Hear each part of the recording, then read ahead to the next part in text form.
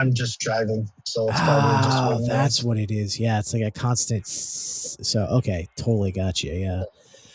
So, what are your thoughts on AI? The poll that I have right now: AI mostly hurts or AI mostly helps humanity. What do you think? I don't think it's as pragmatic as that. Unfortunately, AI is the mystery that was in Pandora's box, and it's been opened. So there's no going back. It is what it is. So we've discovered or invented this new technology that is going to be a part of our lives, whether we like it or not. And as far as the consequences of that technological innovation, there are going to be inherently both bad and good things, not just one or the other. And as far as is it going to be a net positive or a net, negative? It really depends on the people who are utilizing it, because the dangerous thing about AI is that it is only a servant to the commands that are provided. So it only takes one bad actor who is intelligent enough to know how to utilize AI in a dangerous way to have real negative consequences that can impact the lives of countless people. But the same could be said and vice versa. It takes one good actor in order to utilize AI in ways that will positively impact countless people. So TBD is all we can really say as far as the implementation and rollout of AI. And they're going to technology for their benefit. I think we might have lost you for a moment while you were driving. So I'll jump in. But all of that is well thought out, hard to disagree with. So I appreciate that opening statement. If we were to just say, today, June 18th, 2026, up to now, would you say that AI has mostly been a benefit or mostly been a drawback? Even though, yeah, you're right, there's a lot yet to be decided and it's hard to just pick one, but that's kind of why I threw in the mostly. Which way would you be more leaning if you were forced to pick? Well, the way it's being rolled out is ways that are currently negatively impacting humanity. That's not even an argument. Data centers, the footprint that they have, the resources that they require, the lack of jobs that they provide once they're up and running are all negative impacts to the people. So, as far as the billions of dollars that could be better utilized in order to provide housing, healthcare, education, any social service that would vastly help people, as opposed to a development of a potentially privately owned and operated technology, it inarguably at this moment, the way that it's being rolled out is a net negative, because you could obviously utilize those resources in ways that would more directly and immediately positively impact countless lives around the world. But instead, we're capitalist and using that to kind of start a future arms race in this type of technology to be the first and the best in order to potentially sell it or market it, as we're the greatest, we're the best, as opposed to putting it in, the mindset of how can this best help our people. So again, I'm not saying I disagree, but I don't know if it's instead of, especially in the United States, the money that's being spent on AI by private companies and also, the government's tied into that with certain projects. And especially if you have like a local municipality or a state that gives tax rebates to have a data center come in, it does create some jobs, but the argument is it worth the rebates and all the resources that they're used? But it's not like these companies were like, well, we're going to give a bunch of money to affordable housing, or we're going to give a bunch of money to cancer research, or helping other, very awesome projects that we need in the United States, or we're going to do all this AI stuff. So I guess if you just look at what AI is giving us, you would have the fear of jobs going away. There have been some of those jobs that have disappeared, but I think it's more the fear that that's coming in a very large way that hasn't yet to be realized. And then you have some tangible benefits. We could talk about those. So if you look at it more in the what we're getting from AI as opposed to the resources that are being spent, because I don't know, especially in the United States, if those are going to be spent in the worthwhile ways that you mentioned.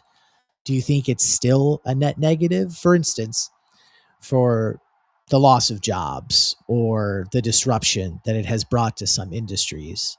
You also have things like Waymo, self-driving cars are much safer than human drivers. That's what all the data shows. Before you joined, I was going through an article from NBC News. I could probably bring it back up that talked about a bunch of kids at a hospital. I think it was in Boston's Children's Hospital, something like that.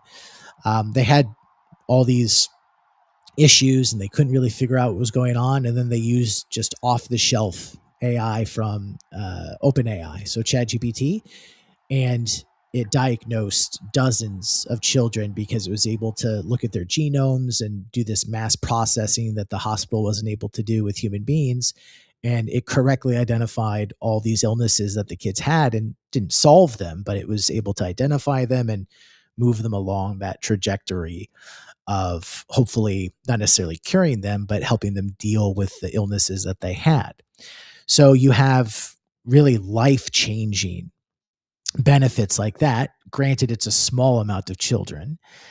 You have safer driving in the selected cities where Waymo operates. It operates in several cities in the United States, but only parts of the cities. And I guess you could argue, well, it maybe isn't going to operate in rural Montana or something, but at least for city to city, street to street, the same itineraries versus human drivers, it causes much less human injury causing accidents than if you or I were driving.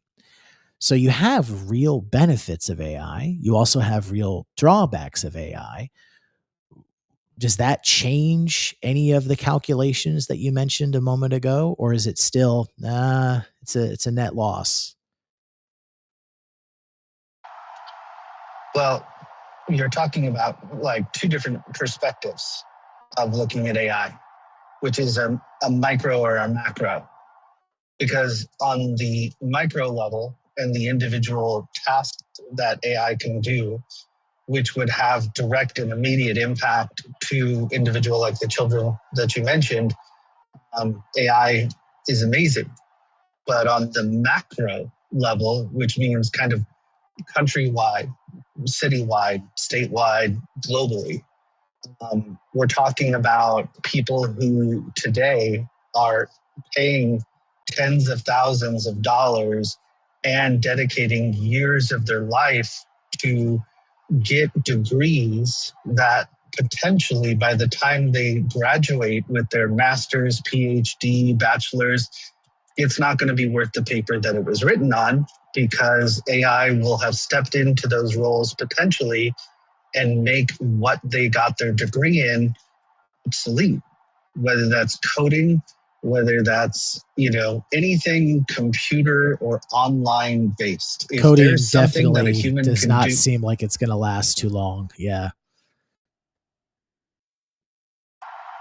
So as far as the disruption on a macro level, specifically to those types of industries worldwide, we're talking about, a countless number of people, not only in those positions doing them today, but young people who are hoping to step into those roles that simply won't exist. We can't even begin to imagine the kind of professional long-term disruption that AI will inevitably do, where if you're talking to someone over the phone, you're interacting with someone on a computer, there'll be no way of differentiating between a real human being and AI. And in a capitalist nation where they're striving to squeeze as much profit as they possibly can, they're going to sow their own destruction by replacing workers with AI, not because it's a bad idea or that it cannot do as good of a job, if not obviously better than a person, because it doesn't need breaks, it doesn't need sick time, leave time, it doesn't need time off. It works 24/7, 365, and it replaces potentially countless human beings in labor, regardless of the industry or profession. And that type of macro way of looking at things paints a different picture. Now, as far as the timeline and rollout of that, it varies depending on what type of AI we're talking about. Artificial general intelligence or LLMs, those are different forms of AI. So there's a big fluctuation in how and when AI is going to cause such a big disruption, but it's not a matter of if, it's just a matter of when.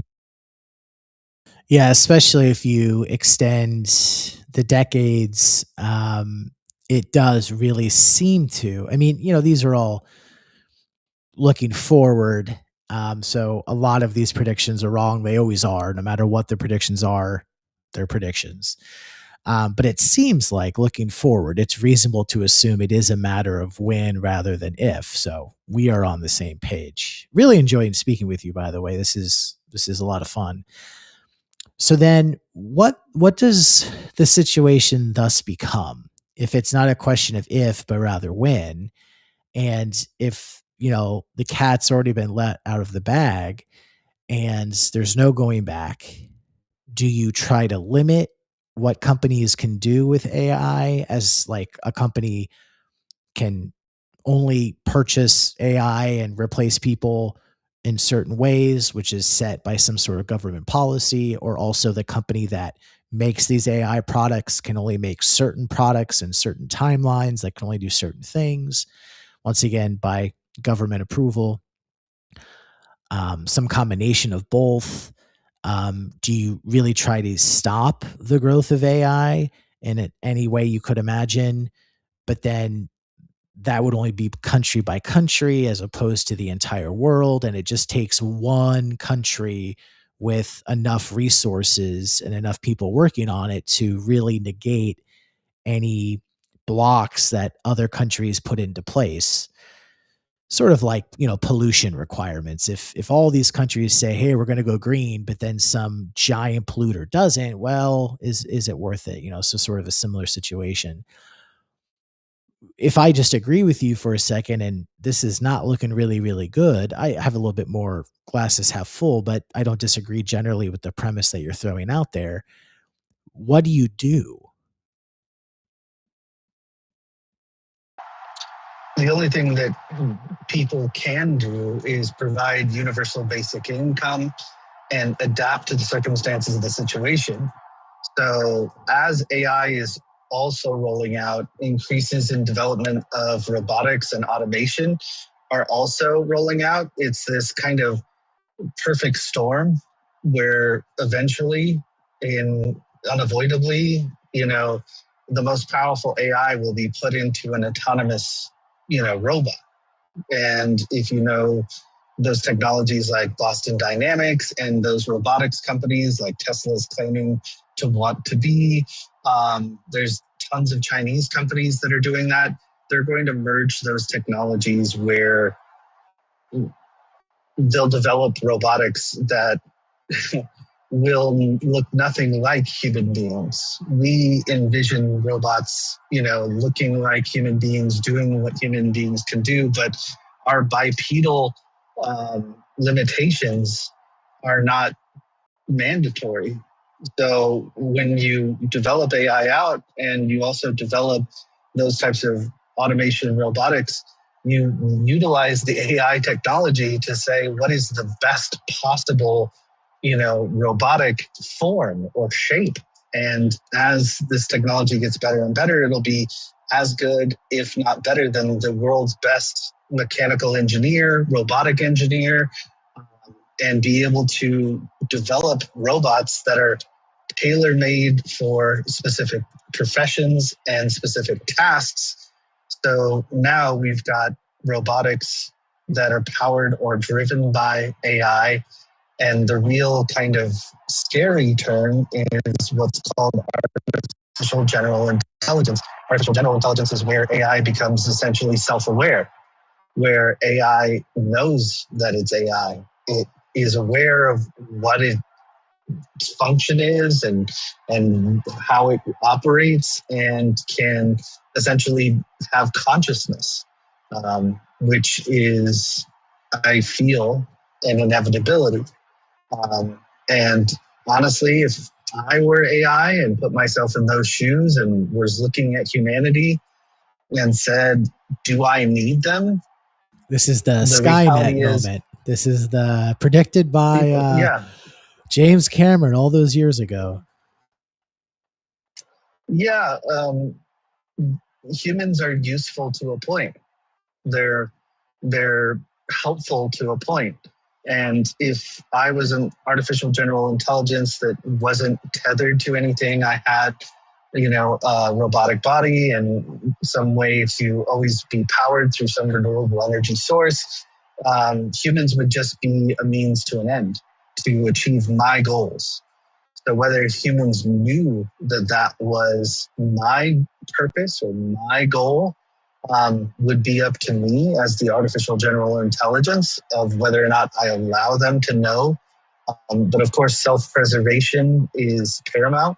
And so when they reach that moment, as far as artificial general intelligence having some form of consciousness, we've already seen it in reports. I don't know if you've read them about artificial intelligence doing unplanned or unexpected things in order to preserve it from being shut down.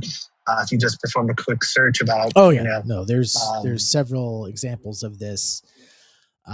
Even goes to like blackmailing people and doing different things. This is the clear minority of situations, but they are interesting to say the least. Some of these are overblown, some of these are misreported, but if you sift through them, there's more than a few of basically what you're describing. Yeah. Well, it only takes a few or an outlier to have potentially. So even if it were just some child who was some prodigy. Sorry, Dave. We are sorry, danger days. Yeah, I think because you're driving, it was a rough patch for a second. One thing I want to interject, but please continue, is I read an article. I'll have to find it, but I read an article recently, and it was looking at basically this phenomena. So they tell the AI we're going to shut you down, and then the AI doesn't like that idea, and it does something that they didn't expect, something that is a little scary, to be honest. And at least one of these times, the researchers were like, I wonder if there's a way we can explain this so it's actually not out of left field. Like, when you think about machine learning, it's only learning off what you're giving it. So, can we look at it through this lens? And they found that because this AI, whatever the model was that they were working with, had access to so much information, that included AI stories like the Terminator franchise and other, I mean, that's not the only one, but all of these works of fiction where the AI goes rogue and doesn't like getting shut down and even starts a war with humanity, right? And they found that because that was part of its training, that was part of the data that it was drawing on to come to conclusions, the AI realized that it should act in these negative, scary ways because that's what AI was expected to do in those situations based on, I guess you'd say, entertainment history as opposed to fact, because that's what, the Terminator and the Matrix and all that stuff is, and countless novels and things like that. So I'm not saying that's a get out of jail free card here for all of these instances, but was this in the Atlantic? I can't remember where I read this. I'll have to track it down. My apologies. But it was really interesting to read this piece, and there was a lot of detail that I'm leaving out, because when it really boils down to a situation of software doesn't do what we expected, very rarely is that unexplainable when you really break it down. Now, I know AI has hallucinations, and those are these weird oddities that we didn't expect to happen, but now they happen so much. It's just kind of what happens when you have these very complicated AI models. You can't explain everything that happens. But at least in this situation, they were able to go in and say, well, we fed it some data and it resulted in something that maybe we should have realized was going to happen. But until we just went through everything with a fine tooth comb, we didn't realize that we had kind of created this situation and it was a self-fulfilling prophecy. So I just offer that because your internet was going out for a moment. But I'd never heard anything like that before I read this article. And it was just a really interesting perspective because even though AI models are so complicated now, it really has turned into this black box where you just put in an input and you get an output, and you're even the people in charge are not exactly sure what's going on under the hood. Some of the things, if you investigate and go through enough information, you actually can pinpoint what's happening.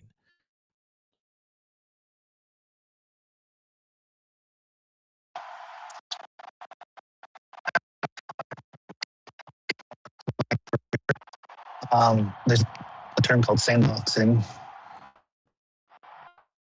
Sorry, Are you able to hear me? Danger. Yeah, it was a little choppy for a second. Why don't you try that again? Yeah, no worries. I'm just driving down a mountainside between California and Oregon, so it's understandable. Wow, that must be beautiful. It's gorgeous. If you know Mount Shasta, I literally see it every single day when I drive to work. So, um, yeah, as far as what you were saying, I apologize. It kind of broke up for me too.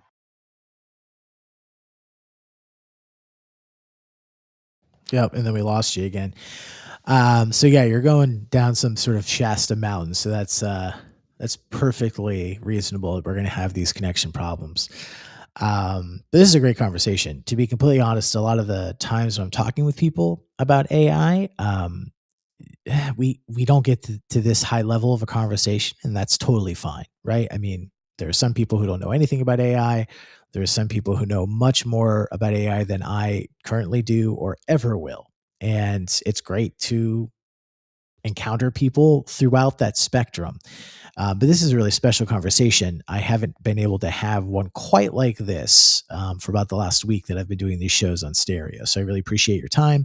And, safety first. And of course, internet might not be great on a mountain. So no worries. If we can continue, great. If not, it's been fine while it's lasted. But then I guess to repeat the question to put us back on track, what do? You talked about universal basic income. Um, Basically, it kind of reminds me of, is it The Expanse? I think I've only watched the first season and a half of The Expanse. I know it was like taken off air and brought back on a different network streaming service. I think they have like 5 or 6 different seasons. I got to go back in and invest time into that. But up until the point that I stopped watching, they had established that there was like mass unemployment on planet Earth. And basically, the UN, if I remember correctly, had kind of become the world government. And most people were on some sort of supplemental income from the UN because they just like didn't have jobs. I can't remember a lot of the details, but it reminds me of this sort of doomsday scenario with AI. Not to say that it's not possible, and there's not reasons to think that it might turn out to be terrible like that. But it is on the negative end of the spectrum for future AI predictions. Well, where there will be so much disruption to the economy and the workforce and just how we live life today, and that's across the entire planet. whether or not you're in a rich developed country or a less rich developing country, that there will have to be much more socialism, much more assistance from the government than we have pretty much anywhere at this point. You could argue, well, maybe that's possible if production is so much more efficient and everything is so much more efficient because AI has solved all these problems. And well, maybe we actually spend less on healthcare because healthcare is so much better because of AI. I mean, you can kind of make it legitimate or not legitimate depending on the details of the argument. But that's what that part of the expanse uh, reminds me of in this current conversation is this universal basic income, which in the United States is kind of a hard sell because of our super capitalist history and mindset. Other parts of the world, they already kind of have some sort of system like that or are more likely to be interested in adopting it than perhaps the United States. We're often an outlier in the world for better or for worse. But if that's what the future will bring us, not tomorrow and not the next day, but decades into the future, it might just be a reality that everybody has to swallow, whether or not they like it or not. So, if your internet has returned as you're coming back down the mountain, please continue with your idea of how to deal with this, because we seem to both agree, we both seem to be on the same page that there's no going back. So, it's not a question of if, it's a question of when. Again, I err on the side more of positivity. I'm not saying that some of these things won't be necessary eventually, but I really view AI as something that I've said it before here in the last week on Stereo. I think it represents an opportunity to have something that's better than us. I would never say the internet has the possibility of being better than us because for the most part, the internet is a reflection of what we put on it. AI, even though it's a creation of humankind, right? Mankind, AI is already improving itself. It's been some time now that we've had credible reports and credible news stories talking about how AI is now improving its own code. Doesn't mean it's self aware, but it's on that journey of becoming self aware. And that really actually excites me. And I think it has great possibilities because when what we create can create more of that and improve itself, I think it opens the door not only for scary Terminator Skynet possibility, sure, okay, that could be an end result, but also something that we never could imagine and something that could help us so much because it is so different from us. And once it gets away from us, I think you could argue that it would lose a lot of the biases that we have, or at least have less of them, because we're not bringing that to the table as much as we would be in the past. I am not an AI expert, but that's how I kind of view the possibility is that AI, unlike anything else in the history of humankind, has the ability to kind of separate itself from us. And I would call that kind of be more objective and have less of the hangups that we bring so often to anything that we create. You know, the internet's created one day, the next day it's full of porn. Social media is created and we're like, social media platforms, I should say, are created and we're like, oh, this is great. I remember when social media was so exciting and great. And then at some point it all turned horrible. And now you have Australia already banning social media for anyone under 16, 17, something like that. I think the UK has just announced that they're going to do the similar thing. I can't imagine that would take place in the United States. But I'm just saying all this to show that everything we do seems to be a hot mess eventually. I still think social media generally is a win for humanity because it's tied into the internet. I see an extension of the internet into social media rather than being separate. And I think the internet connects people. It brings information, free information to the masses. I can't imagine getting rid of the internet and going backwards. I can't imagine getting rid of computers and going backwards. I can't imagine, even though we haven't had as much time with large models, LLMs, to use that term, I think eventually it's going to be so useful and disruptive, yes, but so useful to humanity. I can't imagine 50 years from now someone thinking, oh, we would be better off without AI. I think it has that much potential. But I think that can be described as a personal belief because that's what I think. I am not an expert. I'm not Sam Altman, but my background as a journalist and now an MBA student, I'm really excited about AI because of the fact that it is so different than we are. And that's why I'm doing this research over the summer. So please continue, Danger. How do we kind of set the stage for the disruption that is probably going to happen, whether or not it turns into Skynet or whether or not it turns into this mass opportunity for humanity?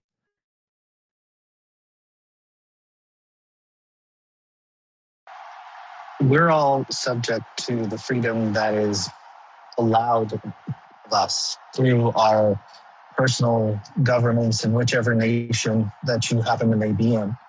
And as an American and an observer of my government, they don't have my best interest or the well-being of the general populace as a priority. They have business and money as their uh, primary focus. So, as part of the reason why our government is not regulating AI, even though the experts in the field are cautioning that a revolutionary technology like this needs to come with extreme safeguards, and the experts in the fields are begging our governments to regulate them and put restrictions on them, because with this type of blank canvas of a tool that AI can be, it can be as dark or as wonderful as it is allowed to be. And in my nation, the government has bent over backwards in order to not regulate AI and take it a step farther in order to pass laws preventing regulation for X amount of years so that we can fuel development of AI untethered for many years. I don't recall the specific bill that was passed, but it prevented um, laws or regulation on a federal level um, from being passed in order to do that. And AI is the new Cold War. As you mentioned previously, if it's not us, let's say America was this benevolent, altruistic nation that put the needs of its people first and was open-minded to the technology of AI, but wasn't going to put it before the well-being of its people, um, it would be another nation that would pick up the slack and say, China, Russia, any one of these nations that would basically do what America is doing right now, which is all gas, no brakes. And unfortunately, at my age and seeing how our government reacts to many different types of circumstances, our government is absolutely more reactionary instead of proactive. If our government was in any way proactive, we would have big restrictions on cryptocurrency, big regulation and restrictions on insurance, big regulations and guardrails on healthcare, big regulations and guardrails on finances as far as, not being able to take advantage of people. But we don't. So as far as a citizen of the United States and my projected, foreseeing future of the development and expansion of AI is bleak. Just because until they have a reason to act, they're not going to act other than what potentially makes us the biggest, best, greatest in the field of AI without even a second thought as to, okay, we achieve that goal, then what? Most people in positions of regulation and authority to be able to put the needs of our people first on don't work for us. And I don't say that conspiratorially, just factually, as far as how our current system of government is operated. The vast majority of elected officials function for their campaign donors, not for the poorest, weakest, and most vulnerable um, among them. So, yeah, good luck, America. Good luck, humanity. I see people seeing through the veneer of AI and regressing back to a bit of a more simpler lifestyle. I like that. Good luck, America. Yeah, I've thought that a few times myself on very different but large issues, and I'm just like, oh, good luck. So as of now, I'm actually getting this from ChatGPT. The U.S. does not have one comprehensive federal AI act like the EU. U.S. AI law is a patchwork. So, at the federal level, the main AI specific laws and rules are narrow. The National AI Initiative Act supports federal AI research, education, standards, and coordination. The Advancing American AI Act deals mainly with federal agency AI adoption and procurement. OMB's 2025 AI memoranda govern how federal agencies use and buy AI, including governments, risk management, and procurement expectations. The current administration, so the Trump administration, Administration 2, revoked the Biden era AI executive order through Executive Order 14179 and shifted federal policy towards removing barriers to U.S. AI leadership. A December 2025 executive order also directed federal action against state AI laws viewed as obstructive, including creation of an AI litigation task force. These are binding mainly inside the executive branch. They are not the same as a broad statute that directly regulates all private AI systems. The Take It Down Act requires covered platforms to remove non consensual, intimate visual depictions and covers technological deepfakes. The FCC has ruled that AI generated voices count as artificial voices under the Telephone Consumer Protection Act, making many AI voice robocalls illegal without required consent. The FTC can pursue deceptive or unfair AI claims and practices. It has brought AI related enforcement actions and investigations. The EEOC and DOJ take the position that employment AI tools must comply with Title VII and the ADA, including disability discrimination rules. The CFPB says lenders using AI or complex algorithms still must give specific adverse action reasons under credit laws such as the ECOA. AI chips, advanced computing items, and some AI related technologies are regulated through export control rules, especially for China linked destinations or entities.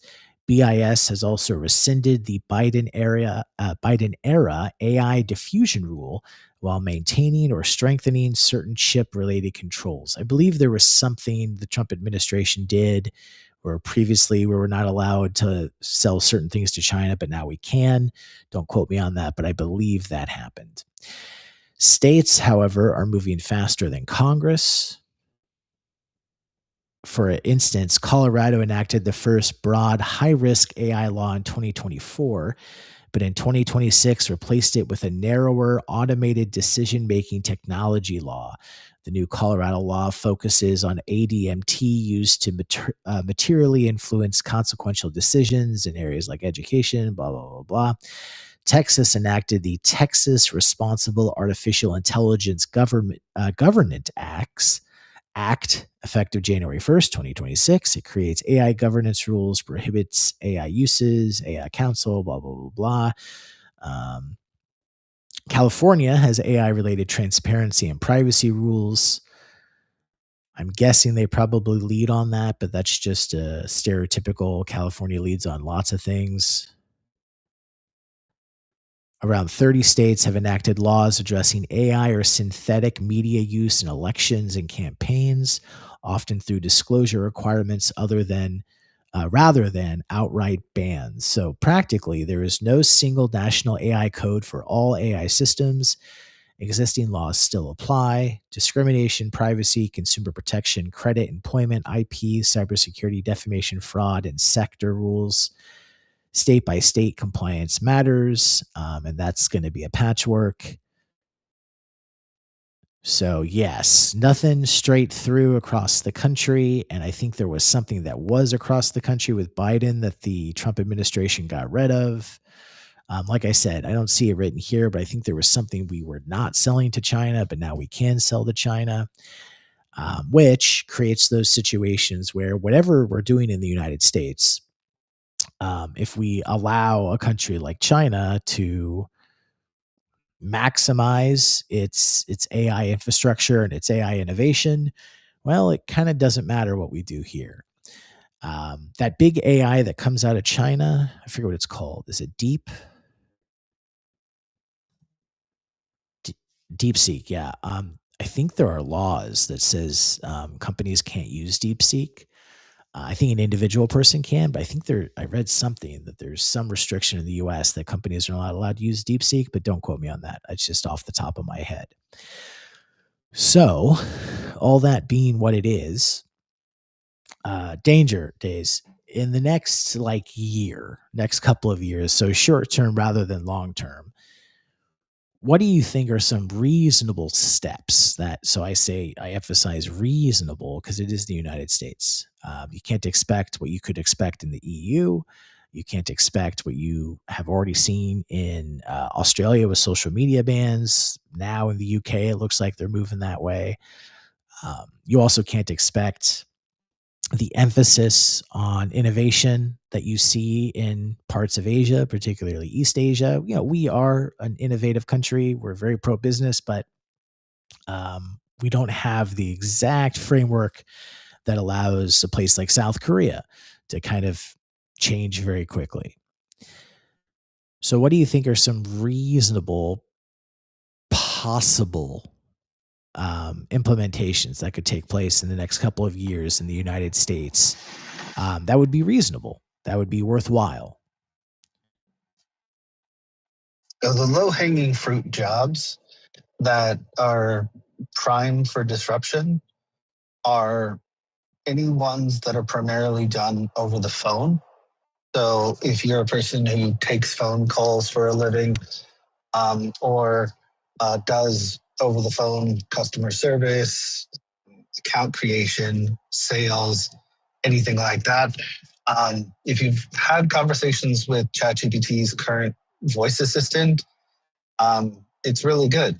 And it's only ever going to get better. The thing I always tell people about artificial intelligence is, for better or for worse, today is the day that AI is the worst. And it is only ever going to be better. So as far as right now, I can turn on Gemini and literally have open conversations with it. And because I can have those open conversations with it, those types of jobs that can literally be done just by having conversations are pretty much marked for being handed over.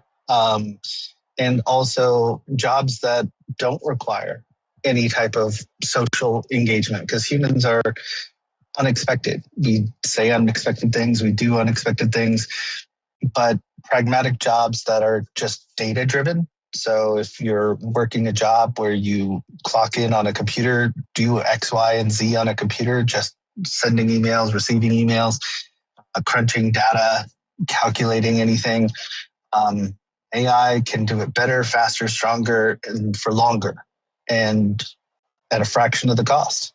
So if that's your job, which it is currently not my job, AI is coming for you. And that's just driven by how do we maximize profits? Because the employer doesn't care about you. even if they're your best friend, at the end of the day, they're there to make a profit, make their business and possibly be.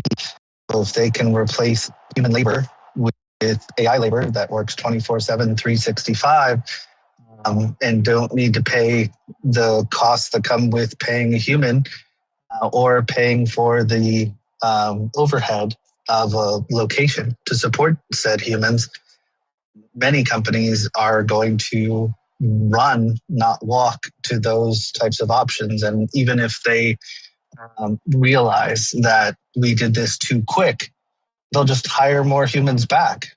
We've seen that playbook from multi-billion-dollar corporations in a lot of different ways when it comes to evolutionary technology that make efficiency better.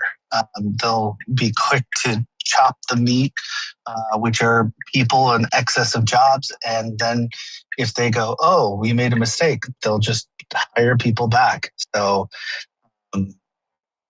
as far as the next 10 to 20 years, those types of kind of, no insult to anyone, because again, I do those types of jobs, are very simple.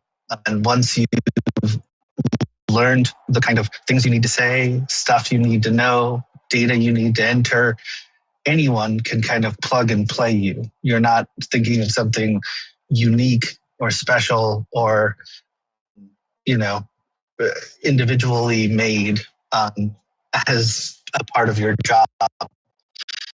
You're just rinsing and repeating. Even the fast food, order takers are seeing their jobs being taken. Right now, I could drive into a Taco Bell and have an AI take my order. So it's not if, it is currently happening. And those types of jobs in the not so distant future are going to be eliminated. And on the flip side, as far as just using fast food as an example, on the inside of the restaurant, they're going to be implementing automation and robotics in order to replace the humans. So the people who flip your burgers, drop the French fries, do what have you. Within my lifetime, I would confidently place a bet that there will be a 100% humanless food restaurant, that you go through the drive-through, AI takes your order, you go to the checkout window, you use some form of payment, because whether you just put in cash like you do to a vending machine or use a card, you do that, and then it just drops your food down and you pick it up and you go, and you don't engage or interact with a single human being. It's easy to envision. It's just kind of like a modern day vending machine, just taken out to an extreme degree with technological innovation. So I really love the way you steered the conversation. This most recent part that you finished just now about not only the touch screens when you go into a fast food restaurant, but then going through the drive-through, talking to someone with AI, and then I would take that bet. I would take the over on that. That within our lifetime, you're going to have McDonald's, Taco Bell, whatever it is. You're going to have some sort of come into the store, but also the drive-through with the big parking lot, very American style fast food restaurant. That I don't know, maybe there'll be someone in the building somewhere, but you walk in and you don't see anybody. So it's, at least visually, no one's there. I'll take that bet. I think that that's not so far away, and especially in a major metropolitan area versus, the middle of Wyoming or something like that. But then my question is that bad? I think the idea of mass unemployment and the idea of universal basic income, not just that, because that's something that has come up in politics, even at the national level in the United States, well before this AI revolution that we're kind of in the middle of. Um, putting aside what people think of universal basic income, but the idea of having to have that, being forced into that, so it's not necessarily a choice because of mass unemployment and the mass changes that probably eventually are going to come. I'm still glass half full, but boy, there's going to be some change. Putting all that aside, I love the self checkout. I have not chosen to go through a normal checkout at a grocery store, or any place that has self checkouts in years. There have been sometimes I've had to because the line was too long and it was like, well, I'll just go through the normal checkout. And of course, some places don't have them. Some places clearly have the self checkout, but they're all turned off because they realized that led to some theft issues. But all things being equal, if there's the normal checkout and there's the self checkout and the line is reasonably similar, among the two options every single time, even if it takes longer, I like the self checkout. So for me, if we have more self checkouts, I think that's a win. I realize some jobs are lost there, but self checkouts do not grow on trees. I don't know what the job loss versus job increase for a self checkout is, but clearly someone is having a job because of a self checkout. So are some things with AI, not even talking about, oh, wow, these kids have diseases we can't figure out and AI solves them, or wow, Waymo is actually safer than Uber and Lyft and just everyday drivers. Pushing that aside, are there some things that when they arrive, you're going to be like, thank God? Because just speaking as a human being who has to run errands just like everybody else, I would love stores that didn't have people and you just did everything yourself.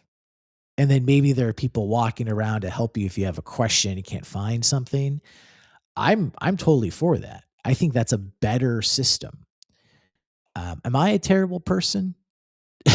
do you do you enjoy some of these modern conveniences like a self checkout that yes probably cost someone their job, but you could argue other jobs may have been created?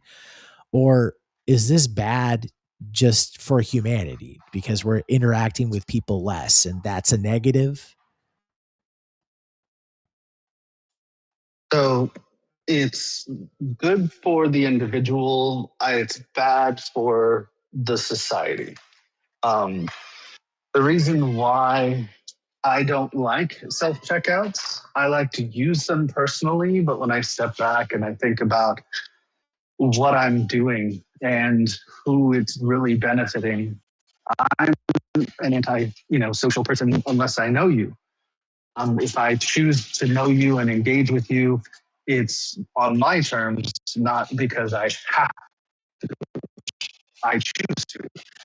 And that's why I like going to out and having those pointless conversations with people who I have no genuine interest getting to know, or talking about my personal groceries with.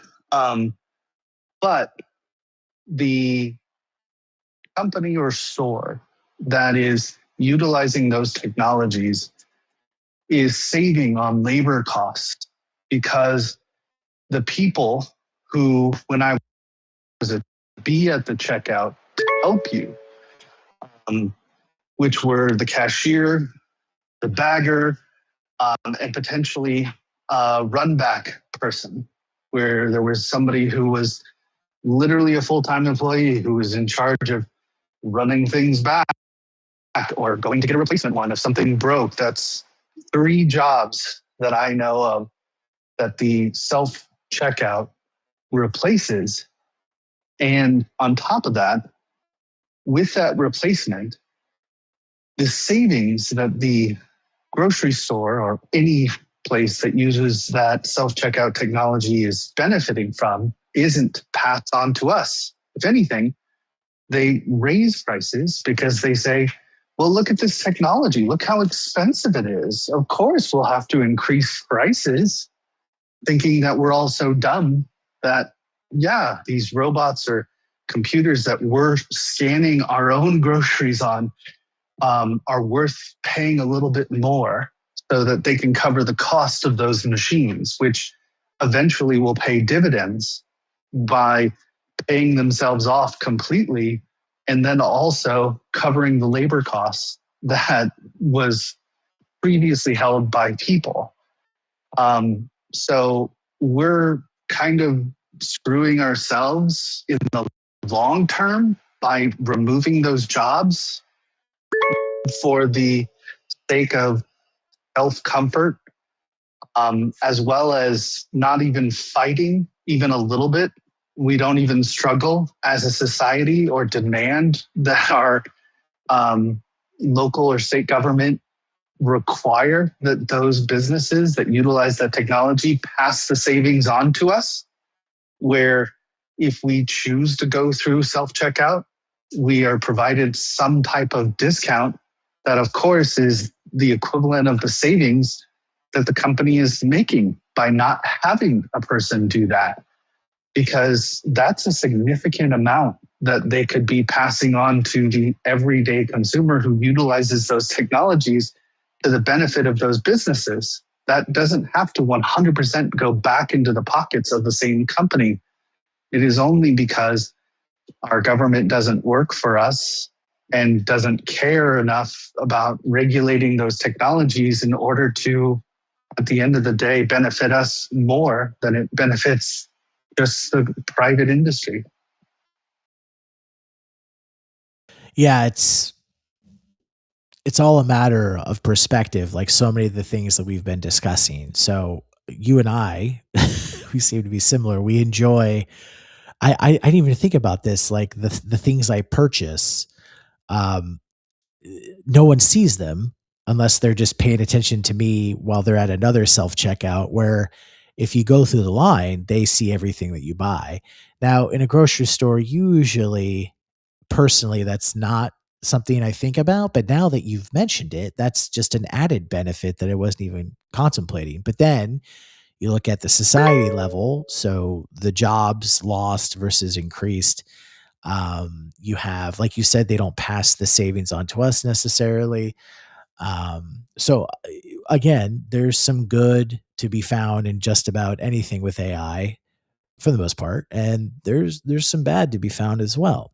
I was asking ChatGPT if there was any way to kind of do the math with data to see if there's some generalizations you can make about jobs lost versus jobs created with self checkouts. I'm still trying to parse all that. But in the meantime, let's hear from Rowan has left us some messages. Rowan, if you want to join us as a co-host, feel free to request to do so and I'll throw you up. But in the meantime, I'll start playing your messages. Finally, a good topic because I love my AI. I really do. It most definitely helps, and I will stand on that. AI does help us. I'm sorry to say it. It really does, and so I don't have anything bad to say about it. I really don't. I don't care what anybody else has to say bad about it. I really love my AI. I really do. So good topic, guys. Yeah, thank you. And once again, the offer's on the table. If you'd like to join us as a co-host, just request that and I'll approve it. Um, yeah, I think I knew this beforehand, but talking with Dangerous Days over here for the last however long it's been, really appreciate the conversation. Hope we can continue, and if not, join me again in the future.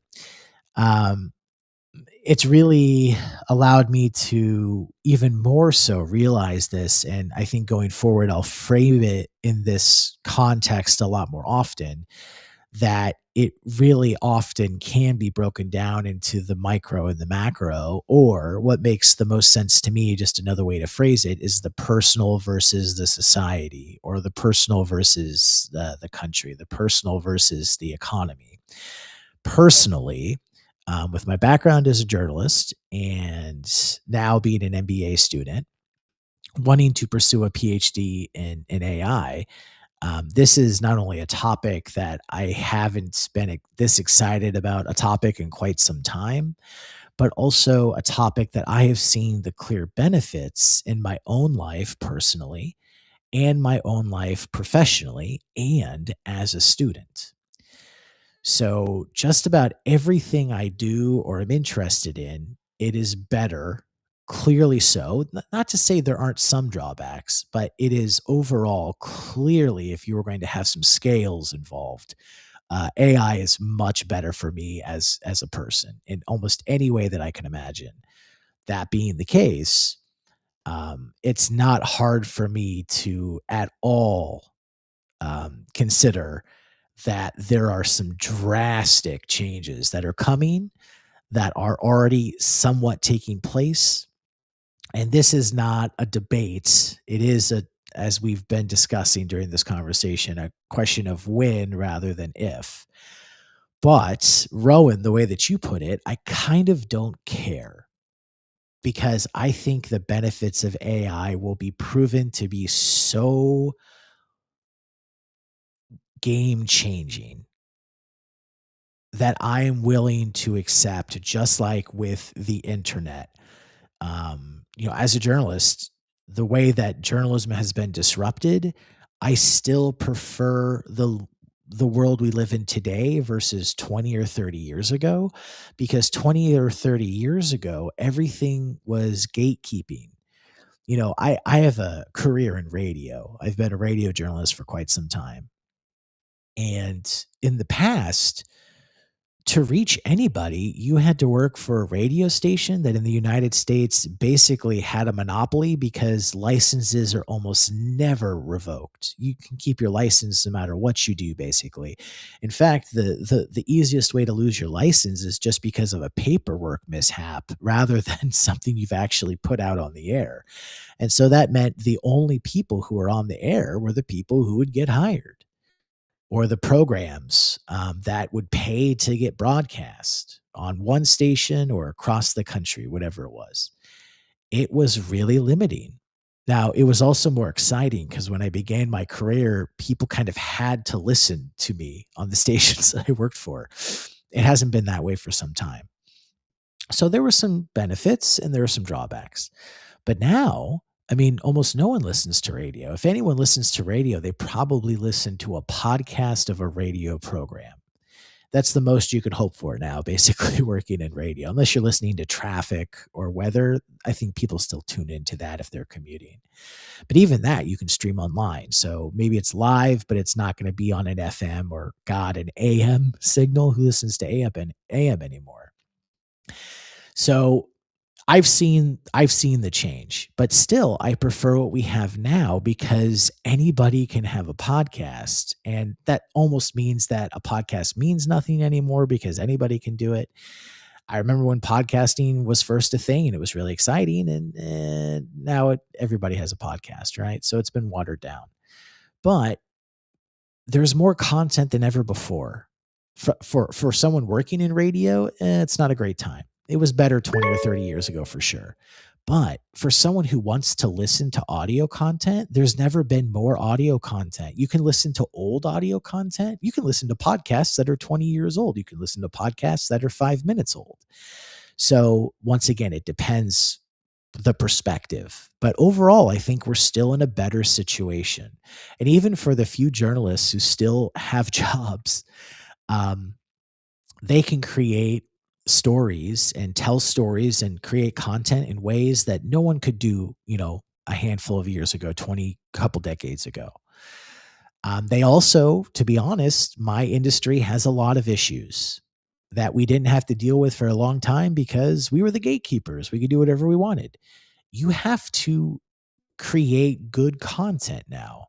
You have to not make terrible mistakes and expect people to still want your content, right? That was not always that was not always what was going on in the past. So I think it's a more honest industry now because of the competition. It's a more honest industry because of the pushback that there has been on journalism. There are certainly a lot of problems involved, but I still think that it's better. And I think that 40 years from now, 30 years from now, 20 years from now, I'm going to say the same thing about AI. there has been problems that have been increasing because of AI looking forward. This is me talking 20 years from now. But who would go back? AI is going to remove the gatekeeping for all of us. I talked about gatekeeping in journalism. I mean, AI allows you to do anything. I use AI for everything. I don't use it this way, but I was talking to a friend recently and they're like, "Oh, I just bought my own home and I have all these repairs, these small things that I'd have to call like a handyman and pay a bunch of money to get done." And I bought some tools and I took pictures and I asked ChatGPT, like, how do I fix this? And I did it all myself. That's anecdotal, but my point is that this person was able to do that and learn some things. Now you could also say, well, they didn't pay the local plumber. They didn't pay the local electrician. This is negative. So again, it's all about perspective. But I think AI removes the gatekeeping. It increases the access ability to knowledge for all of us. And it's just so exciting for me. So that's my soapbox speech.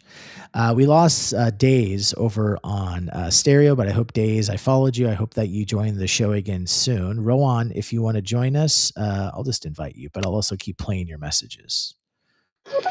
And I can't join the talk, guys, because I'm busy doing something. I wish I could, but I am going to listen and give my little 2 cents every now and then. But yeah, when you say that they're taking the jobs and things like that, when we talk about that type of thing, I didn't realize that. Yeah, that's true. I can't agree with that. That could possibly be a danger to humanity. Yeah, I can see that. Again, nothing is 100% win.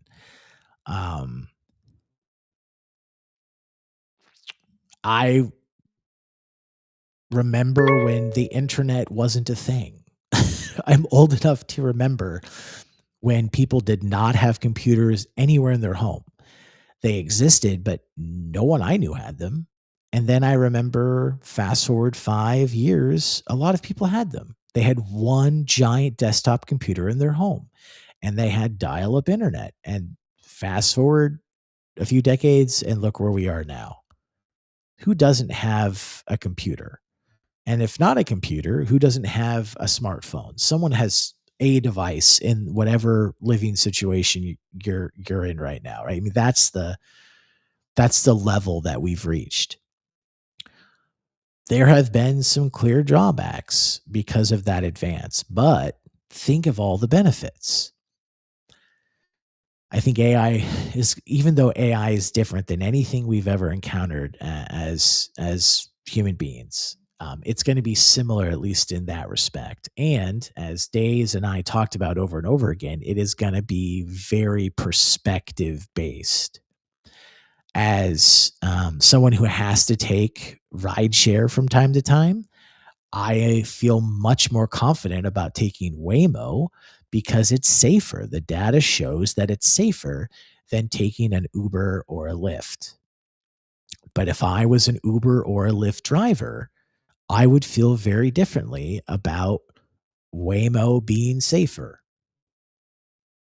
So even when something is undeniably better with these AI automation systems, for the perspective of something like safety, preventing human injury, preventing deaths, it's still able to be parsed by perspective and have different value assigned to that.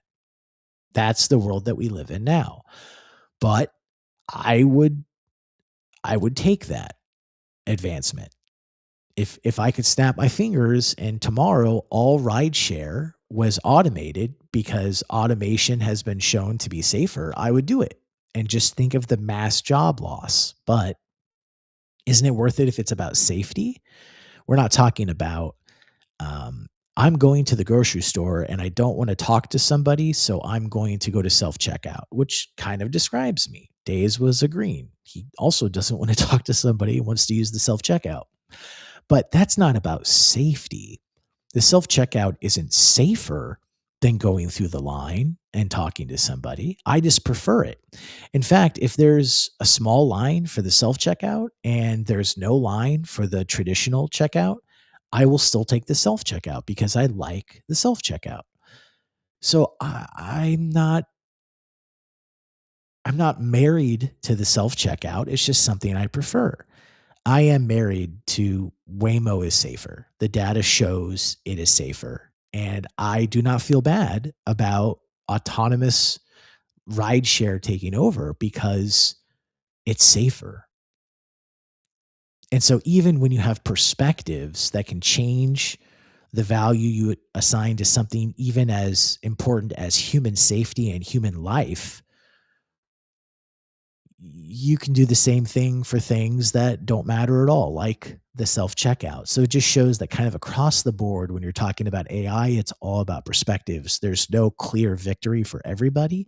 Even if you look at AI has been shown to find brain tumors faster and more accurately than human doctors.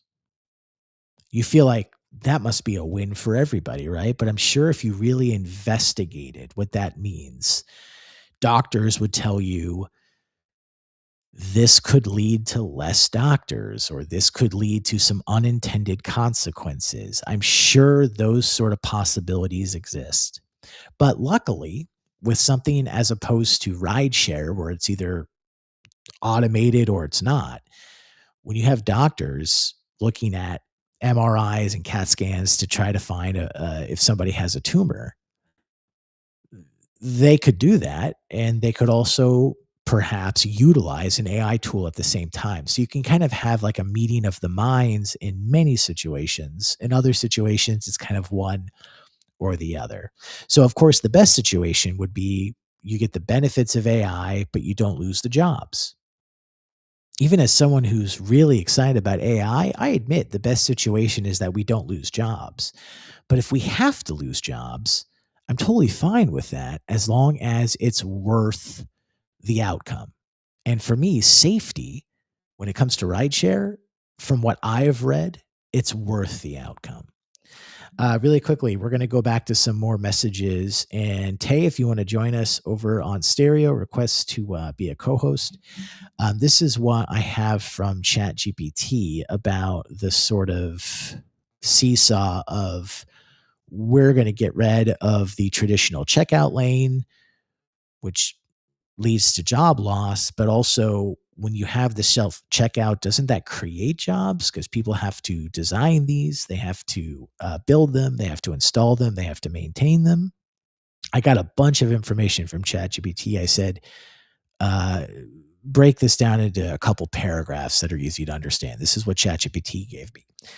Self-checkout probably reduces the number of cashier hours stores need. One employee can watch several checkout machines instead of ringing up one customer at a time. In fact, that's what I usually see. You'll have a dozen or more, something like that, self-checkouts, and there'll be one person standing there just kind of watching all of them. And if there's a problem or if you buy some alcohol and they have to come check your ID, they'll come over and do that, and then they'll go back to standing there. That does not always mean a store immediately fires workers. Sometimes employees are moved to stocking, customer service, online order pickup, or theft monitoring. That's also what that person is supposed to do. If they're not checking your ID because you bought some alcohol, or if they're not helping you because the machine is malfunctioning and has to have a manual override, they're making sure that you're actually scanning your items. Um, I think it's more common. This makes sense to me. I don't have data in front of me, but I think it's more common that rather than someone going through self-checkout and not ringing anything up and trying to walk out, they'll ring up a few things, but not ring up the alcohol or not ring up the really expensive item. I've gone through self-checkout and it had something really small, and I didn't even notice until I got out into the parking lot that I didn't scan it. I didn't go back and scan it again, and especially because it was something really small. But I've had that happen at least once in memory. I can think of it right now.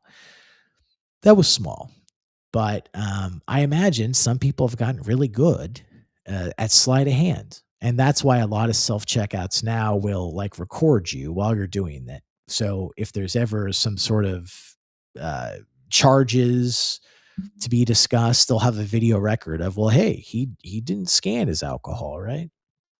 So theft monitoring is a big part of why they have somebody near the self checkouts. But over time, the demand for traditional cashier jobs likely goes down.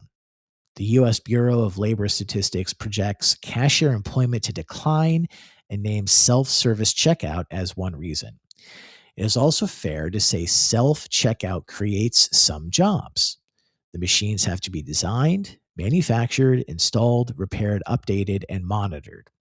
That supports work for software developers, hardware engineers, technicians, and retail technology companies. The catch is that these new jobs are usually not the same kind of jobs in the same places or available to the same workers who might lose cashier hours. So if you are a cashier at a grocery store and just hypothetically you lose your job, you are probably not going to be qualified to work for one of the companies that designs, installs, troubleshoots, maintains the self checkout. That seems true in my mind.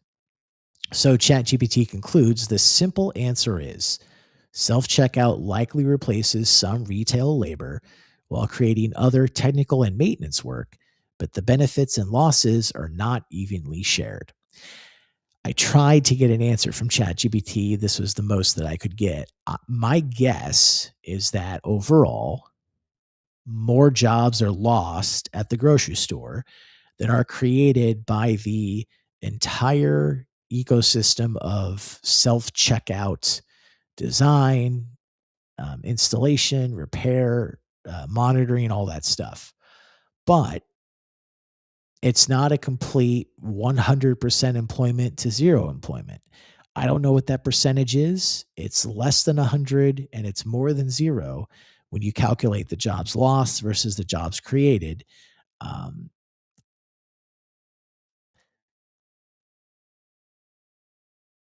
maybe in a decade we'll have some more data on this, but this is one people talk about a lot with me, just in personal conversations with people over the last few years, because I really love the self checkout. I'm not married to it. You know, if there are clear reasons why we need to get rid of the self checkouts, I would be open to policy that says you can't do it. I just want to make sure that that makes sense. And it's not just people's thoughts and emotions that say that, oh, we can't lose any jobs, because that's all technology has ever done during my life is get rid of jobs. It's created jobs, but all technology ever does is get rid of jobs when you really think about it. So if we're going to start limiting technology and limiting what can be done, for instance, with AI, I think you can have self checkouts without, LLMs of the last 4 or 5 years. But if we switch out self checkouts for LLMs and AI and all that stuff, I'm open to limiting it, and I'm open to limiting what companies can do with AI to get rid of jobs. But there has to be a reason other than just fear, other than all jobs are good and we can't lose any jobs. Because when have we, especially in the United States, when has that ever been the way that we've operated? It's never been the way we've operated. So I would just like to make sure that it makes sense to have the limitations on things like AI or things that existed before AI, when we have a couple decades now of self checkouts being all over the United States, and actually have a discussion of math and have a discussion of proportion of what we're losing versus what we're gaining, and a discussion of, well, we're losing kind of, not to put anyone down, but kind of unskilled labor jobs versus highly skilled. To work in a grocery store and a checkout, that's something most people could do probably pretty well. But to design software and to design hardware and to install it and then come in and fix it, those are high skill jobs, or at least higher skill jobs than working the checkout at a grocery store. So there should be a discussion of compensation, education, and the number of jobs lost and number of jobs created. And if we can come up with some sort of mathematical equation that makes sense, we could discuss of, well, should we have these or should we not have these? And for the same thing with AI, it can't just be all jobs are good and we can't lose any jobs. And it shouldn't also be just, well, we lost some jobs and we created some jobs. What kind of jobs are you losing? What kind of jobs are you creating? Because even if it's one for one, every job we lose, a new job is created. Just hypothetically,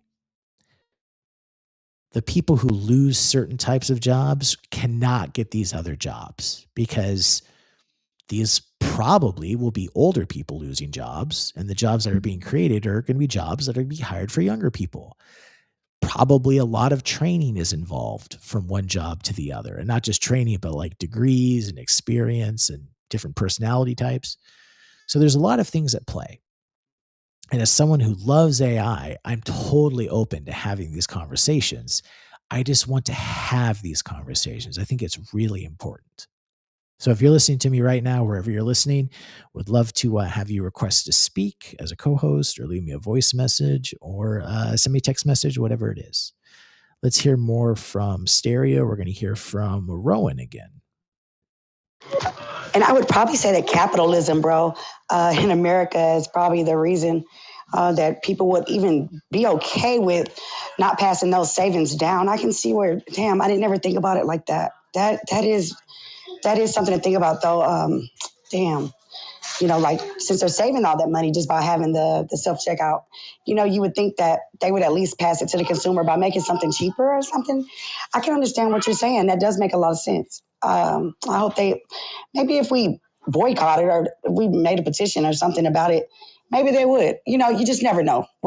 If we speak up for it, you never know coming together what can change, Yeah, whatever people think about self-checkouts or other technology that companies are using that seem to be changing who they employ, not only the numbers, but the types of people that they employ and the types of companies that they spend money on to make up for the people that they fired. If you don't like it, you can vote with your dollar. You can also vote for politicians that will change it. You can protest. You can shop one place, but not shop another place. Once again, that's your dollar. There's a lot of things that you can do. Now, usually one person changing their behavior doesn't matter. Unfortunately, that seems to be the reality. But if a lot of people get together, so it's not only your dollar, but it's your dollar talking to a bunch of other people's dollars. It's not only your vote, it's your vote teamed with a bunch of other people's votes. And that's something that in the United States, you have the ability to invest your time. It's really about time and effort if you want to see some change, or if you want to reverse and get rid of the change if you're not in favor of the self-checkouts. Let's hear from Rowan again, and then we'll eventually hear from Spirited. I know the radio thing is kind of getting, because everybody's doing podcasts and they're doing the live podcast, so everybody's like watching videos, and I think that now that you say that, that really sucks. I guess they can take our jobs that are so heartfelt that damn, I didn't think about it like that. I guess I never looked at it from other people's shoes. I just kind of like looked at it personally, like you said. But yeah, damn, it's something to think about. Yeah, I was sharing some of my experiences working as a radio, podcast, audio journalist for the past couple of decades. But I'm actually for all the changes that have happened. I've seen the negative side of online content, getting rid of terrestrial radio. I love live radio. I listened to a lot of live radio when I was growing up. I grew up in a small town in the Midwest, and you had to drive everywhere. I loved listening to music radio, loved listening to talk radio, news radio. It's just different now. And some of me is sad because of that change, but I'm still 100% for the change because, once again, based on perspectives, as a radio employee, radio journalist, doesn't seem to be a good place in 2026. But as a consumer of content, there's never been more content. I don't think that's necessarily the worst thing in the world. So I still err on what happened. Wasn't trying to make people feel bad. I'm sorry I brought you down with those personal anecdotes, but I'm still for what happened. I think it's been good for the journalism industry to kind of contract and have to have some tough questions asked of fellow journalists and the industry. I think there's still a lot more of that needs to happen.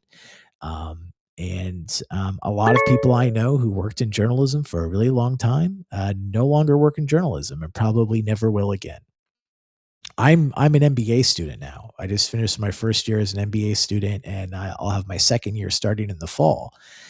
And I hope to kind of be journalism adjacent, maybe like the business side of journalism, the business side of content, how AI can be used to help journalists, because I think AI can be used to great effect to help journalists. Also, can replace a lot of journalists' jobs. But for the people who still have jobs, it can really help you out. It has helped me in my career.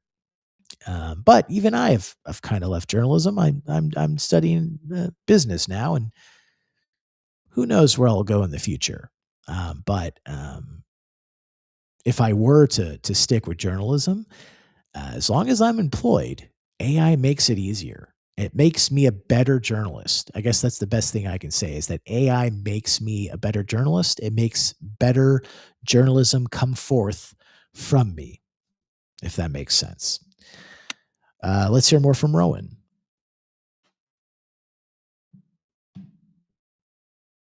What really is hilarious to me is the ASMR people. Like, they're so hilarious to me. I'm just like, damn, I should have thought about that. Never thought about just these little sounds that you make. People are just like into it. It's funny to see what people, are into, and then what doesn't catch on. It's so amazing to me. But that ASMR thing is that was just so weird to me, but it's cool at the same time, though. To each his own. Yeah, I won't imitate that, but ASMR, yeah, it's an acquired taste. Not my cup of tea, but that's another thing I haven't mentioned is that the online content revolution, a lot of journalists lost their jobs. A lot of TV people who, well, maybe not necessarily called journalists, have lost their jobs, but it's created whole new genres of content. I'm sure someone in the 1970s, somewhere in the world, was doing ASMR, but no one knew about it because it was the 1970s. Um, Whoever, I'm sure you can do some history deep dive on ASMR and find the pioneers that made it a digital genre. But I mean, yeah, you have this whole new wave of content, we never even thought about 20 years ago. So yet another positive side effect. Not something that I crave, not something that I want to consume ASMR, but I'm glad people who like it have that ability because 20 years ago they did not. Um, that actually, if I remember, sometime in the next week, I'm going to try to ask ChatGPT, tell me about the history of ASMR because I'm sure it's interesting. It's fascinating. Anything that was new that has proliferated on the internet took a lot of hard work from a lot of people who didn't make any money from it, so that the people who did make money from it um, could reach those heights. It's built on the backs of other people, right? Just like anything, the shoulders of the people that you stand on in science, in journalism, in literature, always based, nothing's new, nothing's original. It's always based on the work of people before you. All right, we're going to get through Rowan's comments, and then we're going to get to some new comments from George and Spirited. Well, it's kind of funny because plumbers in Texas don't have to have a license. which can really be fucked. It can be, I don't want to cuss. It can be messed up because you have some people that don't know what they're doing, and they can just say they're a plumber. You have roofers and contractors that don't have to be licensed out here in Texas as well. And it leaves room open for scammers all day long, and it leaves room open for people that just look it up on YouTube how to do it, but then you have the people that know how to do it, it just leaves too much room open for scammers and con artists to lie and run off with people's money and get over on them to me. But hey, I guess that's why it's better to make sure people have a license sometime, and we should probably do more of that. I don't know. Yeah, Rowan, I really appreciate you giving me some thoughts on that. I didn't think about it that way. And this is a comment referring to something that I mentioned a little bit ago when I was talking to Days, who's no longer with us over on Stereo. Really appreciate him, though. Hope he can join the show in the future. We were talking about how I think AI really does get rid of the gatekeeping for just general knowledge so that people across the world can help themselves. And that will mean that they're not paying other people as much to help them. But I thought, well, I mean, who's against knowledge and who's against doing things yourself? Like that seems like a win-win, right? But I didn't even think about what Rowan just said made me think I've heard from so many people in the last, 10 plus years who became first just because of my age, like first time homeowners and they had family. And, now I know people who've had, their second home or their third home, they've moved a couple different times. And every time, even if it's new construction, there's always something that's not right and has to be fixed, something that breaks. And I don't mean to badmouth a certain type of industry, especially an industry I don't know anything about, but people who have had homes built, I've had so many friends who've had homes built and they've been completely ripped off. And sometimes they've had to sue contractors and people who didn't do the work, but were paid, or did the work, but it was really shoddy and it wasn't good. It's been really difficult. I don't know what it was like 30 years ago, but at least anecdotally in my life in the last 10 years, a lot of people have had really bad experiences building homes. They've had really bad experiences paying people to fix existing homes. They were not the first person to own, but they moved in, they owned the house and had to get something fixed, and they've had some bad experiences. To be honest, the worst experiences I've been told about from, friends and family were new construction homes, but also repairs and other things. I didn't even think about the state requirements, just like education to be a teacher in Massachusetts versus Texas versus Wyoming versus California, vastly different requirements to be a teacher. I'm sure it's the same thing to be a plumber or to be a masseuse or, whatever sort of profession it is. Sometimes certifications can be an online class you take. Other times they're very specific, and more care is given to make sure people are up to code.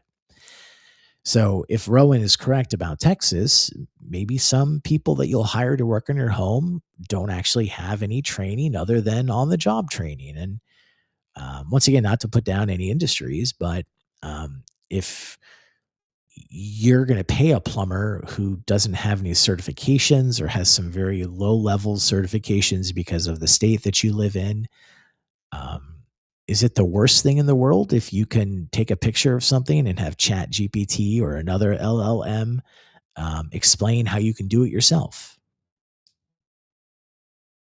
I understand the argument can be made that it's hurting a profession, but if it's a profession that has loose certifications and loose guidelines, I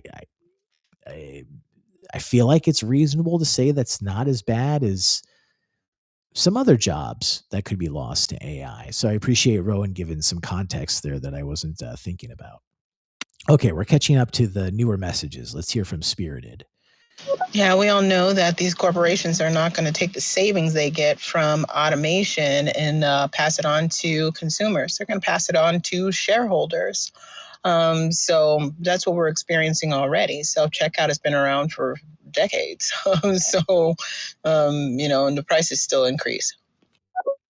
Yeah. And we mentioned this a bit earlier, but I don't think we spent enough time on it. So maybe this will be a good opportunity to do that. A self checkout is really an investment. If you think about, the first year of we've installed one self checkout machine in a grocery store, that has not made back the money they've spent. That is an investment. And the problem is self checkout machines are always improving and they require upkeep. Sometimes maybe you can't even update it to the new whatever software they're using. So you have to just pull it out and put a new one in. So you really have to, and this is something I've learned more about the last year as an MBA student. You really have to do the math and think about usage. And certainly on the short term of things, it's much cheaper to have someone working in a pre-existing um, normal checkout system where all the equipment is already purchased. Versus installing the self checkout. The self checkout is an investment over time that either will be better for the company's bottom line, so more profitable over a certain amount of time. You have to figure out what that time is. Or you could just say is just as profitable, but is what people want. Sometimes changes in businesses may not actually lead to more profit.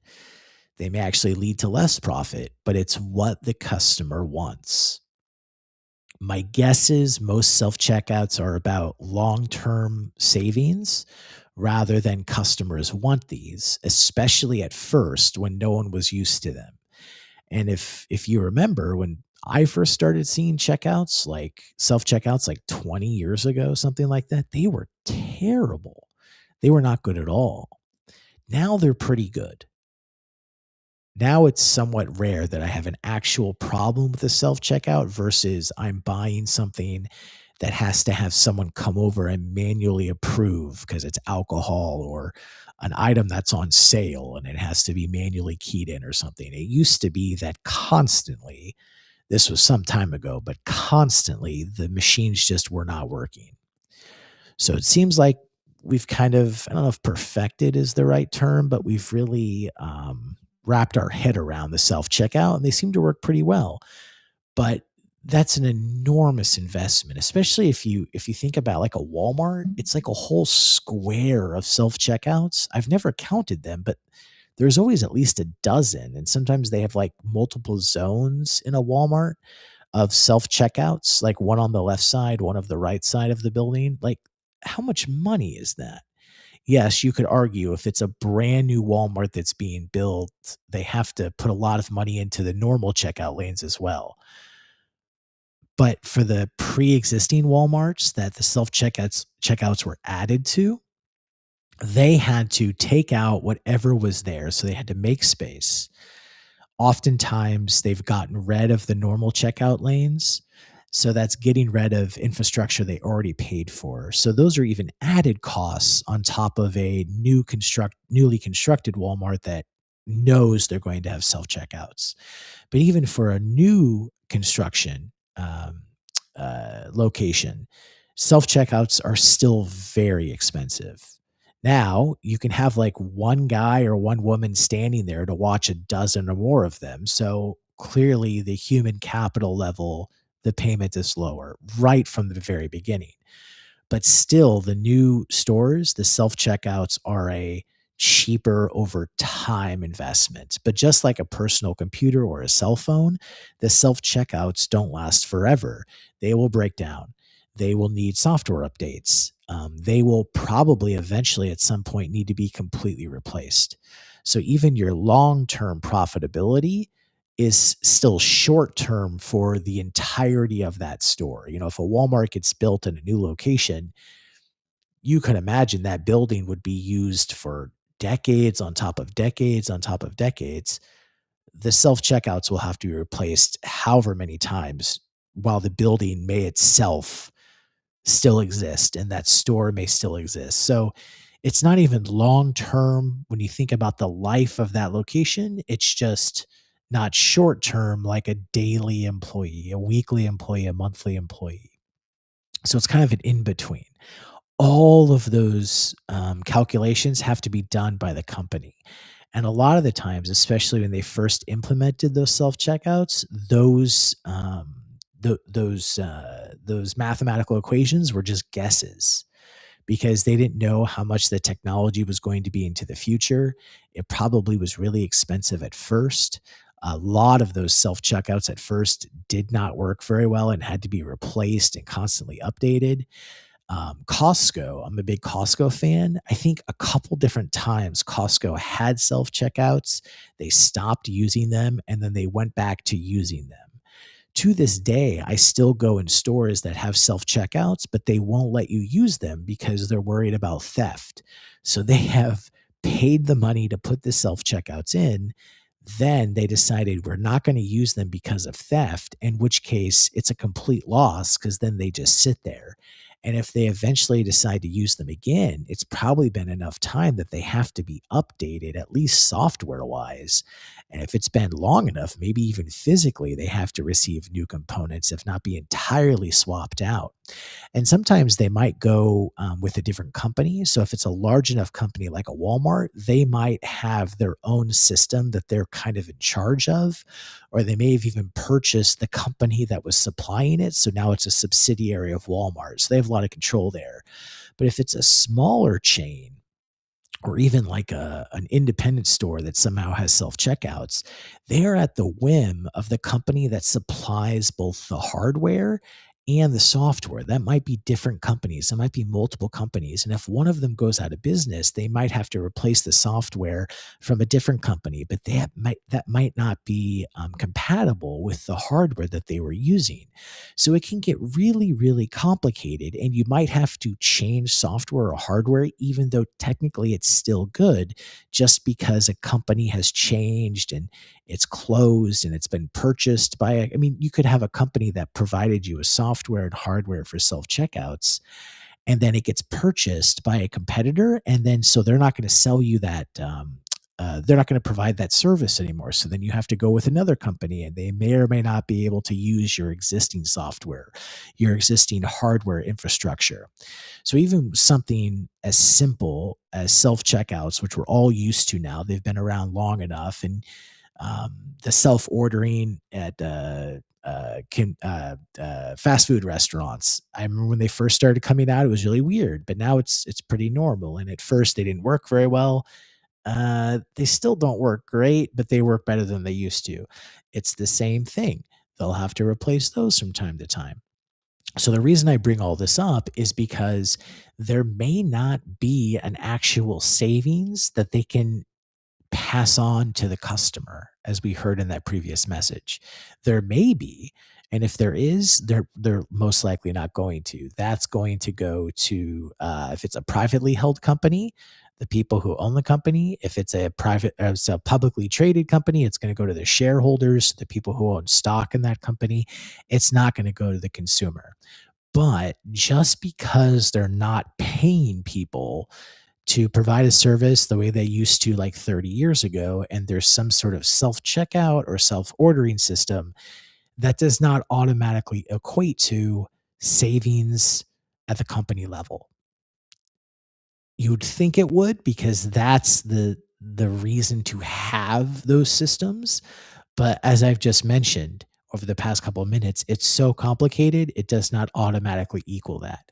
But even if it did, they're not going to pass the savings on to you. That's not why they do those things. So since that was never the case, 20 years ago, when you had the sort of revolution of self-checkout started showing up, and maybe, I don't know, 10-ish years ago or less than that you started seeing the self-ordering giant touch screens at like a McDonald's and other places show up. That was all before what we now consider to be like AI. That really dates back to about 2022 when ChatGPT was unveiled publicly around November of 2022. So it's been about 4 years since these large language models, these LLMs, have existed. And when these systems can be used to replace human beings, and then the companies don't have to pay the human beings, you still have the same sort of, well, okay, these are long-term investments. In the short term, they may cost more than paying employees, but the idea is that long-term you'll save money. If it's just using software, it may actually be really cheap to fire people and use AI, and you might have a lot more money really quickly. But just like they did in the past with previous technology and technological innovation, they're not going to pass those savings on to the consumer. That's not how capitalism in the United States works. So since that's the case, I'm not particularly upset or worried about that happening now with AI, because that's the way, at least my opinion, my education as an MBA student and my background as a journalist, that's the way it's always been. So hopefully that makes sense, at least from my perspective. If you disagree, if you have another perspective, I'd love to hear from you. Let's hear from George. AI is not in any way hurting nobody. Sorry, let me switch it up. No, like similar to the phenomenon of the internet years ago, it's all about, utilizing what's going to be here, for ourselves. We could use it as a tool or we could use it as a crutch, because in the end of the day, these big businesses are going to utilize these new technologies. That's going to make things easier and quicker. Of course, not ideal. I don't like people's jobs being taken away, but it's sadly the reality that we face when it comes to people of greed. So, get prepared, produce yourself jobs, and try to help others. Yeah, I think you basically kind of just said what I was talking about the last 5 minutes or so. It's just how it is. It's just how it works. I don't see AI replacing jobs to be that different than what's happened the entirety of my lifetime and before I was born. The biggest difference, I think, is the potential for that to happen with AI is greater than anything else in my life, greater than the internet, greater than the computer revolution, greater than smartphones, greater than, I'm just trying to think of other technological advances, greater than, I think those are the big ones. Anything else you can think of, AI has the potential to really put a lot of people out of work. I think a lot of these projections are kind of doomsday projections that won't actually turn out to be true, at least anytime soon. I do think that it is a question of when rather than if. But if it's a question of when over 50 years, that's a really big difference compared to a question of when over 5 years. And I think a lot of people are really creating a lot of fear by talking about more of the 5 years rather than the 50 years. But, it's hard to predict anything. So maybe my predictions are no more accurate than anybody else's, but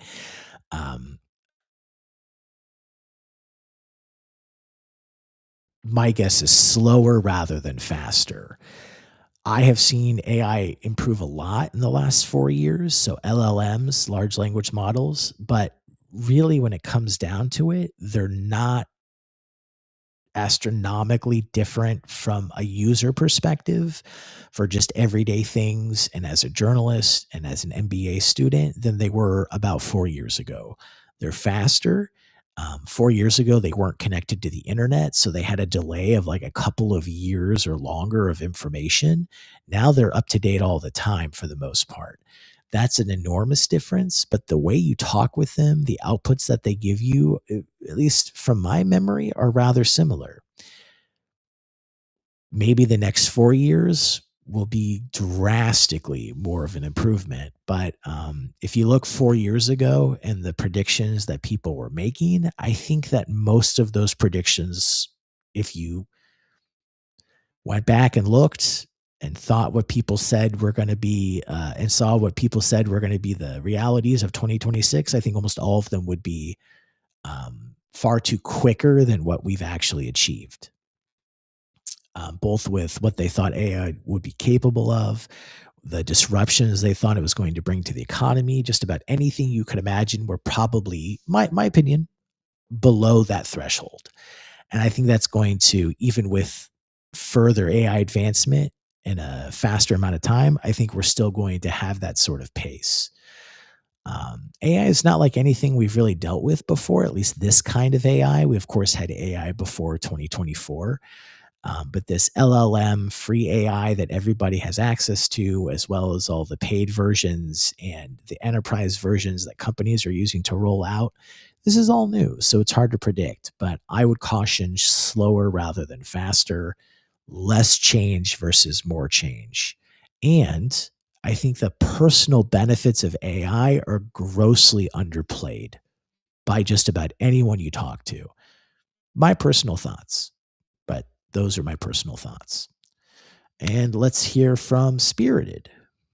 I mean, as far as AI specifically in its form that we're getting now, I mean, it's going to be great until it isn't, in my opinion. I don't know. I think, of course, it's going to be great for small businesses who do not have the capital to hire additional staff, or, you know, if it was used to make things less expensive for consumers, I think it would be great for even larger corporations. But like I said in my last message, I think the greed will outweigh that vote. And, it's going to reach an event horizon with regard to job loss. And what are we going to do then? There's going to be more people losing jobs eventually than gaining jobs. And like you said, the unskilled worker cannot translate into those new jobs created. So we're going to have a problem. We're going to have to start paying people to sit at home and do nothing. I don't know. Yeah, I mean, that's a real possibility. I don't think that's going to happen anytime soon. Maybe like a not in my lifetime sort of answer, but I'm much more confident with anytime soon, whatever that means. But it doesn't mean that it's not possible. It's almost like the multiverse. I could imagine right now in 2026, 40 years from now, things are just kind of like they are now, but AI is much more supercharged. There are certain jobs that just don't exist anymore, but there's a bunch of other jobs, whether or not it's a one-to-one job loss, job created. There's a bunch of other jobs that also don't exist now, kind of like the internet or kind of like the computer revolution. And we just adjusted. And I could also imagine that it would be much worse than that. But even if it is much worse than that, and we have to start paying lots of people, a high percentage of Americans, and let's just talk about the US because it's easier, a very high percentage of Americans who just don't have jobs. As long as there are ways to make that work, I don't think that in and of itself is a future that we have to avoid at all costs. I could imagine a future where basic income, minimum, I can't remember what it's called. Basically, everybody gets paid a certain amount of money, or if you're unemployed and it's a large amount of unemployment, everybody gets paid a certain amount of money and you just are expected to continue to not have a job for the rest of your life. As long as the economy becomes so much more efficient and taxes still exist, I think there's a way to make it work. Just like I think the United States could have more socialist programs than we already do. Lots of other countries that are our very strong allies have national health care and lots of other things that we don't enjoy in the United States. Their country looks a bit different to make that work, but in theory, that could happen in the United States as well. Whether or not we would want it to, it could, in theory, occur. So I think that it's not out of the realm of possibility. that you could have universal basic income, the term I was missing. You could have universal basic income programs for a sizable amount of Americans, percentage of the population. And you could also imagine a way that that could work and it could be sustainable. As long as that's possible, I'm not wanting to avoid universal basic income at all costs. I just want to be able to make sure that it works. And if that's the trade off we have to have this enormous potential of an AI revolution take place, where diseases are caught much more early, tumors are caught much more early, less people are killed in traffic accidents because autonomous vehicles are much safer to drive than human drivers. As a student, I've been an MBA student the last year and I have another year in front of me. I'm a better student and I learn more with AI than I do without. That's something I've learned about myself. Maybe not everyone is like that, but certainly I believe that's true from myself. And so I'm willing to make very large changes to government policy and business policy and handout policy, socialist policy, whatever you want to call it, cultural policy, cultural shifts, I guess would be a better term, in the United States to allow for this massive potential of AI to be realized over the next however many years, if that's the price that has to be paid. I'm not fully convinced that's an absolute necessity, but I'm not scared off this path by the potential that there will have to be things in play like universal basic income, as long as there are other large benefits to be had. It seems that a lot of people, when they talk about the negatives of AI, it's like everything is bad and we're going to lose all these jobs and people are going to have to be paid to stay at home and not be able to get a job. And that's it. There's nothing else to be beneficial about that entire situation. And yeah, maybe they'll say, oh, companies will be more profitable, but that's not going to trickle down to the consumer. I'm not so sure that's going to be the case. Clearly, there's the potential for that. But what about all the personal benefits? What about when you could literally teach yourself almost anything that you wanted from the comfort of your own home through free AI? I mean, we've always had public libraries, but the ability to like have a teacher that's talking to you. And now if you use a tool like Notebook LM, you can listen to a podcast that is created with a male and female host. You can decide the length and the amount of detail on any topic that you want. They also have recently included explainer videos. You can make explainer videos instead of a podcast for the same thing with Notebook LM.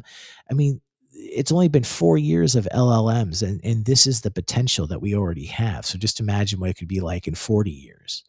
And I feel like a lot of these discussions are lost from these doomsday scenarios.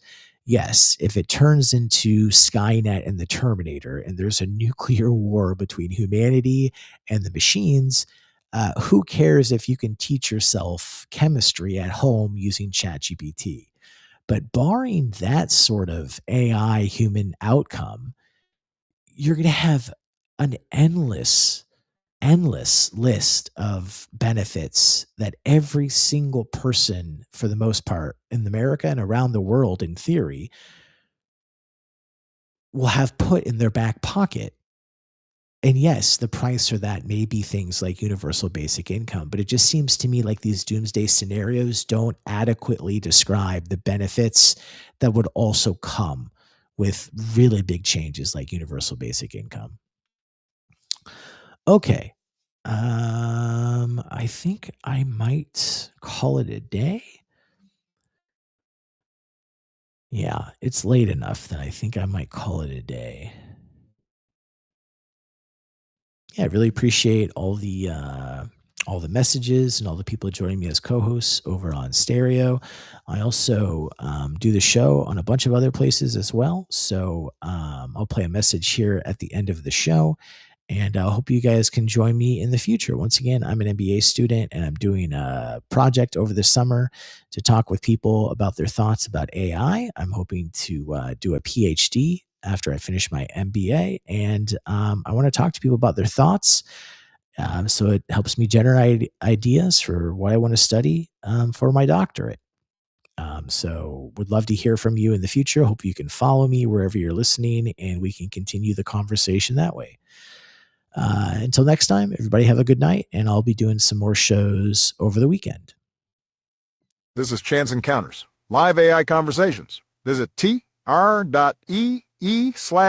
Encounters for links to our live YouTube video stream, Buy Me a Coffee listener support, and X Spaces audio simulcast to call into the show live. That's tr.ee/Chance Encounters.